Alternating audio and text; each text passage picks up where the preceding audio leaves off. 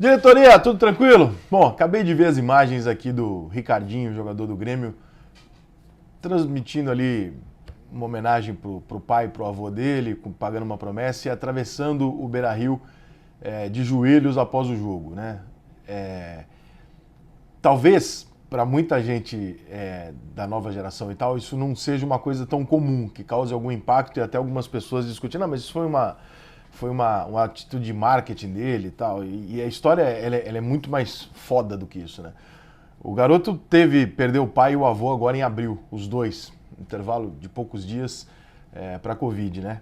E aí o pai dele não conseguiu ver ele fazer o primeiro gol dele pelo Grêmio.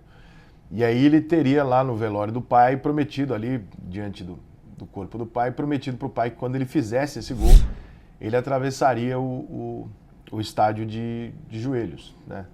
Eu acho que nem no sonho mais delirante dele, esse gol seria o gol da vitória de uma final em cima do Internacional. Essa imagem do Ricardinho atravessando o gramado de joelhos, essa imagem não é tão incomum para o pessoal da minha geração. Era muito não, mas era razoavelmente comum que jogadores cumprissem promessas atravessando o gramado, ou indo até o meio de campo e tal, de na década de 80, 90 e tal. Era uma coisa muito comum. O jogador ele tinha algum envolvimento com o jogo que hoje é difícil explicar. Esse tipo de cena é até difícil explicar, porque eu estou tentando me comunicar com talvez um grupo de pessoas que não seja exatamente da minha geração. Primeiro que ela é muito tocante, porque eu não consigo imaginar do que é você perder o seu pai e o seu avô no intervalo de dias. Provavelmente eram os dois maiores incentivadores da carreira de jogador dele. Normalmente o pai e o avô são os fomentadores desse sonho e tal. E você levantar a cabeça, continuar e tal, e de repente entrar num jogo decisivo, fazer um gol desse, e imediatamente vem tudo aquilo na tua cabeça. Esse menino chorou o tempo inteiro quando atravessava o gramado lá e tal.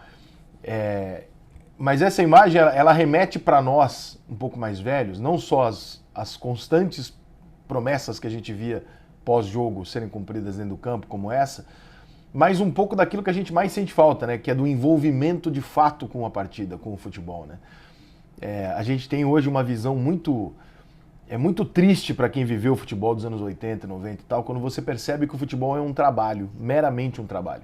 Quando o cara acorda, o cara vai trabalhar, ele volta e é isso. Se amanhã ele tiver uma outra oferta, ele vai, ele não tem apego, ele não respeita a história dele ali dentro, enfim, ele vai para onde o vento levar, para onde o dinheiro for e não tem o menor sentimento, né? Ou se tem, mesmo que hoje nós consideramos um grande sentimento, ele é muito pequeno para nós que vivemos a década de 70, 80, eu não vivi 70, mas 80, 70, 60, enfim. Nós que vivemos o futebol lá atrás, a gente tem uma relação de muito é muito desgostoso assistir o futebol hoje, porque nós nos apaixonamos por um futebol onde o jogador parecia, pelo menos para nós, que tinha um envolvimento semelhante ao nosso, né? Com o clube, com a partida, o envolvimento com tudo aquilo e tal, porque ele era amador, ele não ganhava dinheiro pra caralho e tal. E aí chegou num momento do futebol onde a gente vê até uma final de campeonato, às vezes ela terminar com um time que tá perdendo sem brigar demais, porque não, tá tudo bem, eu vou ser vice, só não quero sair goleado daqui e tal. E a gente não tem mais muitas demonstrações. Por exemplo, recentemente não, já faz uns anos, eu fiquei muito feliz e muito emocionado quando eu vi o Renato Augusto fazer um gol pela Seleção Brasileira e chorar, né?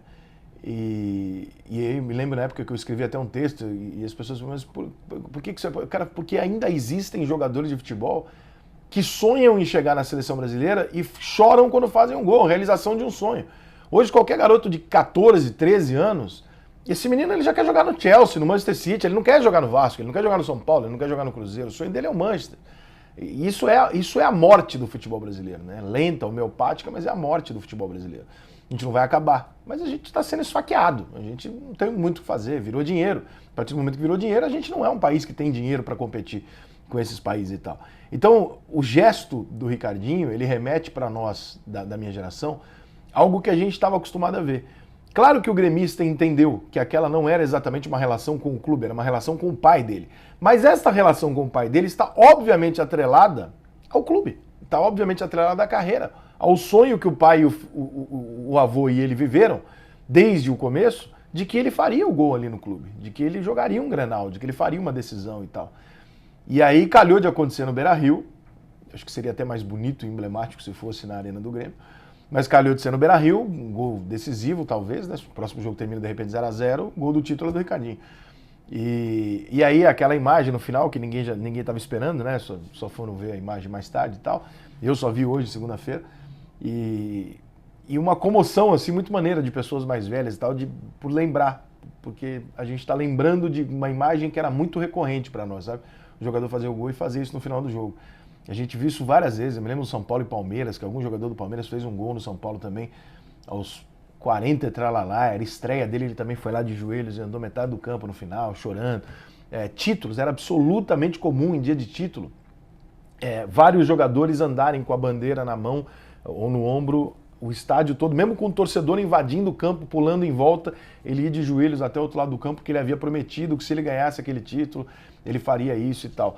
Enfim, para muita gente isso pode ter só uma demonstração religiosa, uma homenagem ao pai, um sentimento, seja ele qual for, mas sei lá, o quanto o Grêmio está na vida desse menino agora, quem é que vai conseguir dizer?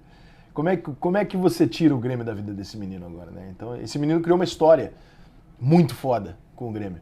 E claro que ele vai receber uma proposta amanhã, vai acabar saindo e tal. O futebol hoje é assim, ele não vai mudar o futebol. Né? Mas esse tipo de história é que faz a gente ficar ligado ao futebol. As minhas histórias com meu pai no estádio que me fazem ser São Paulino até hoje, as suas histórias com seu pai quando garoto e tal, se você tiver mais de 30, 35 anos, também são as histórias que prendem você ao futebol. E esse tipo de momento, esse tipo de situação é uma imagem eternizada, né? E é uma imagem eternizada com a camisa do Grêmio, com uma história por trás de uma chegada no Grêmio, de uma possibilidade de jogar pelo Grêmio, de um garoto que sonhou com seu pai e seu avô em fazer um gol pelo Grêmio. E aí ele fez e, infelizmente, em virtude desse vírus maldito, não deu para ele pro pai e o avô verem e ele comemorar com eles. Mas esse gesto foi muito bonito, cara, foi muito maneiro. E assim, eu não conheço o Ricardinho, hoje a gente fez aqui o programa com a Ale Oliveira, o Duda Garbi esteve conosco, falou que é um menino do caralho, deve ser mesmo, né, pela atitude, pela importância que ele dá pro pai, pro avô e tal.